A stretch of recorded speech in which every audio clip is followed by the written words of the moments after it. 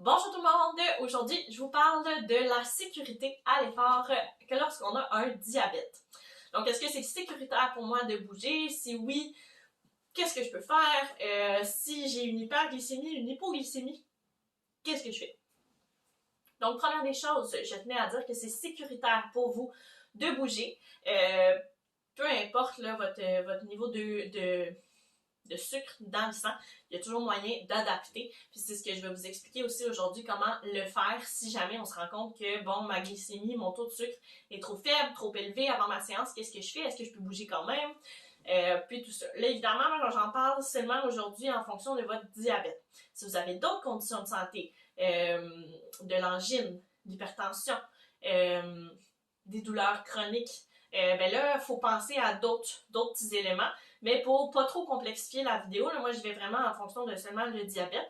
Puis si jamais ça vous intéresse d'avoir des informations par rapport à si vous avez de l'angine ou peu importe, mais là je vous invite à nous écrire pour que je puisse faire une vidéo en fonction de ce que vous auriez besoin d'informations. Donc voilà, on commence en disant qu'il n'y a pas de risque de faire de l'activité physique. On n'est pas non plus à risque de faire une hyperglycémie à l'effort. Donc effectivement, quand vous allez bouger, vous allez avoir chaud, vous allez être un peu essoufflé. Ben, c'est souhaitable, du moins, on veut quand même sentir que ça travaille pour que ça ait les effets dont je vous ai parlé dans la dernière vidéo, qui étaient les bénéfices de l'activité physique sur le diabète. Mais c'est ça, on ne se retrouve pas à risque d'hyperglycémie. Très souvent, là, nos efforts ne seront pas d'une intensité assez élevée, puis ils seront surtout pas d'une durée assez élevée pour faire en sorte que mon taux de sucre dans mon sang se retrouve à être trop élevé. Quand ça va arriver, c'est vraiment parce que, ou ça peut arriver dans le cas, mettons, je fais un effort de longue durée à l'extérieur, quand il fait très chaud, ben là, à ce moment-là, c'est important de bien s'hydrater justement pour que mon taux de sucre dans mon sang reste stable. La raison pour laquelle ça va arriver, c'est que je vais suer beaucoup. Donc, je vais perdre de l'eau dans mon sang pour faire ma thermorégulation, m'assurer que ma température interne ne se retrouve pas à être trop élevée, ce qui serait super dangereux pour ma santé. Mais c'est ça.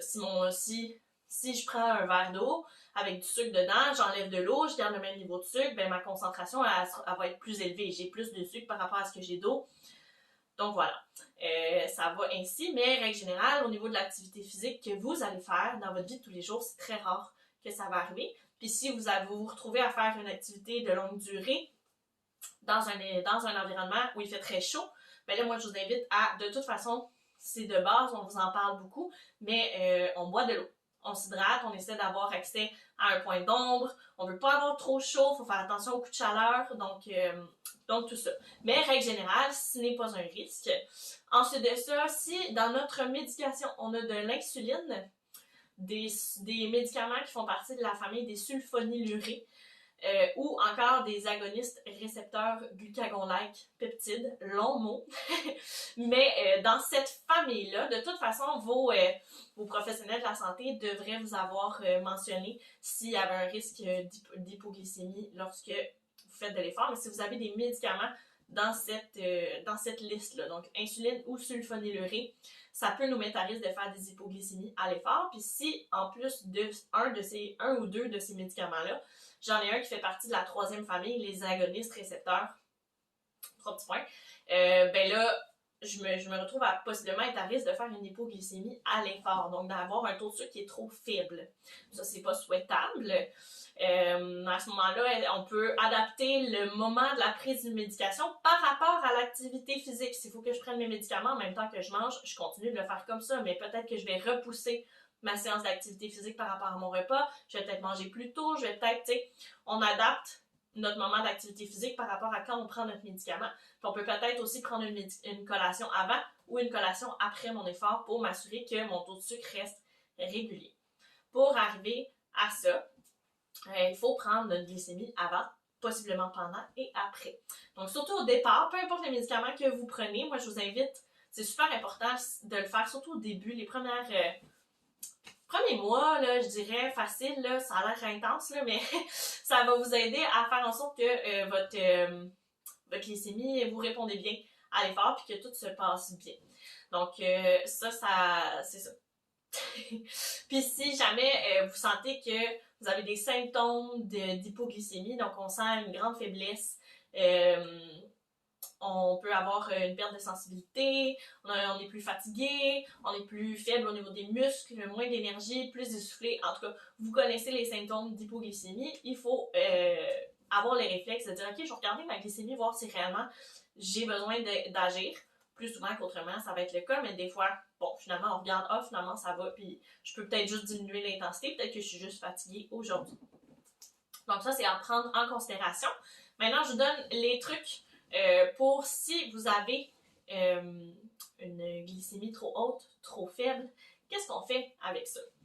Donc, si mon taux de sucre est trop élevé avant de faire de l'effort, ou même pendant, donc trop élevé, là, on parle d'un 13, 14, 15, 16, 17, là, des chiffres là, vraiment très élevés de taux de sucre dans le sang. À ce moment-là, moi, je vous encourage à prendre de l'eau. Pas besoin de prendre 1 litre d'eau, là, au moins un bon verre d'eau.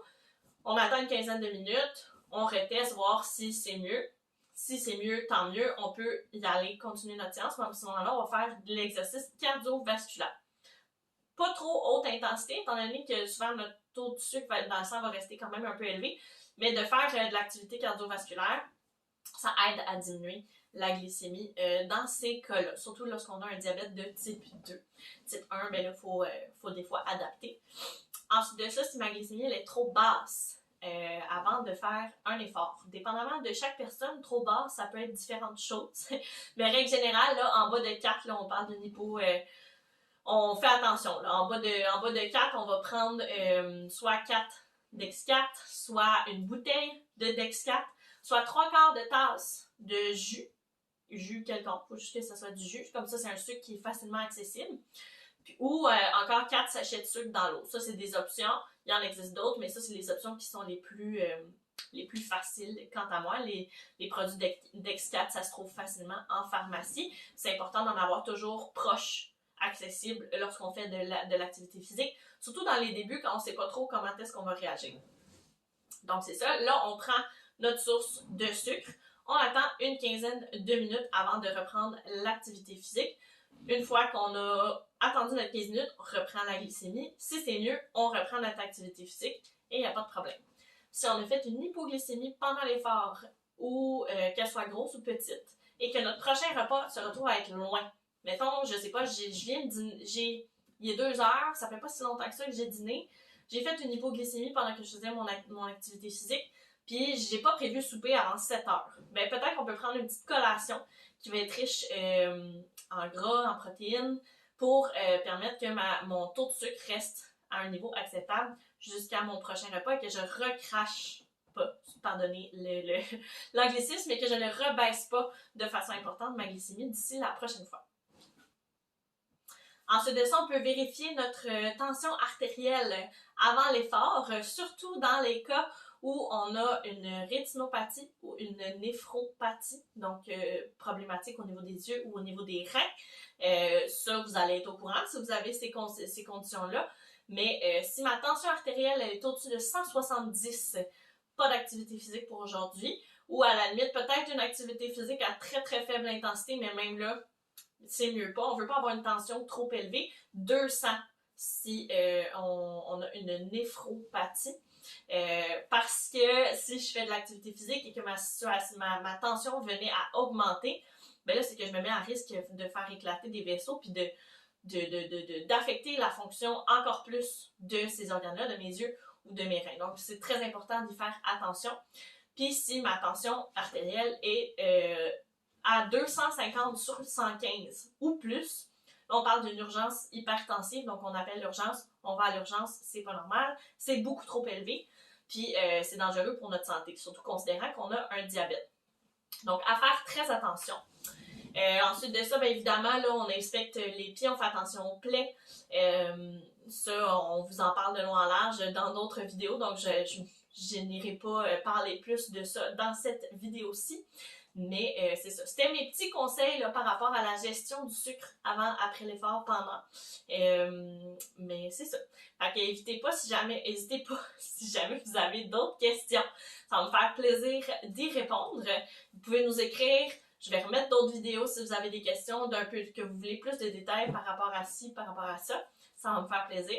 Puis sinon, je vous souhaite de passer une belle journée. Puis on se revoit dans une prochaine vidéo.